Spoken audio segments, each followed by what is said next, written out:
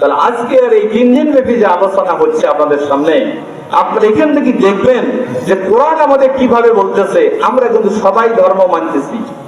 যেমন কি রকম ধর্ম মানতেছি, যে এমন কোন মানুষ আছে যে নামাজ পড়ে না, তার যে মারা গেছে সেও পড়ে না, যারা তাকে দাফন করবে আত্মীয় স্বজন তারাও পড়ে না।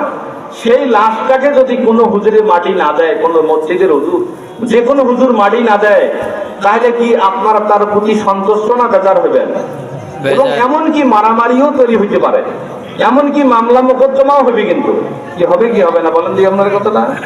অবশ্যই মামলা হবে। কিন্তু তাহলে দেখেন, ধর্ম কিন্তু মানলাম আমরা এক সময়, ধর্মটা কিন্তু এক সময় মানলাম, কিন্তু আমি কিন্তু জীবনে চলছি সম্পূর্ণ এরাজ করে চলছি। আমি কোনো কিছুই তখন আর দুনিয়াতে মানি নেই, আল্লাহর বিধান মানি নেই।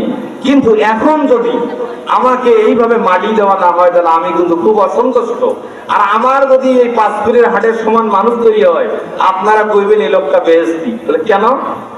যে যত মানুষ হয়েছে জানাজার জীবনে দেখিনি আমরা। তাহলে আপনারা জানেন হযরত ফাতেমাকে কয়জন মাটি দিয়েছেন? 4 জনে মাত্র হযরত ফাতেমা রাদিয়াল্লাহু তাআলা আনহাকে মাটি দিয়েছে। আবার রাইতে দিনে নয়। সেই হযরত ফাতেমার কবরটা আজকেও পুলিশ পাহারা দেয় জান্নাতুল বাকিতে, কাউকে সেখানে যাইতে দেয় না। অন্য সব কবরস্থানে আপনি যাইতে পারবেন আসর এবং ফজরের পরে, জান্নাতুল বাকির দরজা খুলে দেওয়া হয়। কিন্তু হযরত ফাতেমার কবরের কাছে কাউকে যাইতে দেওয়া হয় না। 4 জন যে মাটি দিল, তাহলে আপনারা বলবেন যে 4 জন মাত্র মাটি দিছে, লোক তো ভালো নয়, কম বক্তা লোক। কি বলেন আপনারা? বলবেন কি বলবেন না? এই জন্য আসলে দেখেন যে আল্লাহ পাকের হযরত ফাতেমার টু দি পয়েন্ট ইসলাম মেনে চলছে। কি করছে? ইসলাম অক্ষরে অক্ষরে মেনে চলছে হযরত ফাতেমা, মানে চলে না। কিন্তু তার মানুষ কতগুলো বলে না হলো, এটা কিন্তু তার কাছে দেখার বিষয় আসলে নয়। আমরা যেভাবে ধর্মটা মানতেছি, আপনারা দেখেন যে কার বাড়িতে আমাদের লোক মারা যায় নাই? সবার বাড়িতে মারা যায় না? জি। সবাই আমরা মারা যাব না?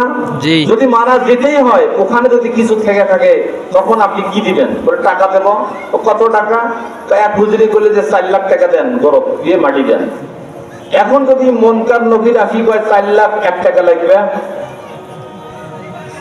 এখন তো 4 লাখ দিয়েছিল, 1 টাকা তো দেন নাই। তোর 1 টাকা কই পাবে উনি? বলেন দেখি আপনারা, পাবে না।